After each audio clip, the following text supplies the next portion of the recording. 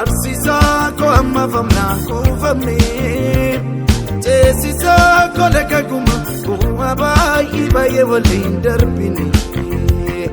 Ifa ko baradukana na kesail jami'an sa'aduma Isa to jata karakwa sa'achitiz natifula sa'adwargama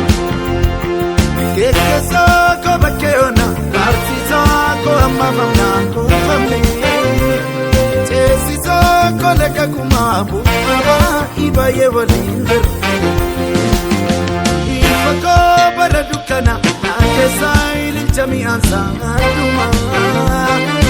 Isa to jata karakwa sa'achitiz natifula sa'adwargama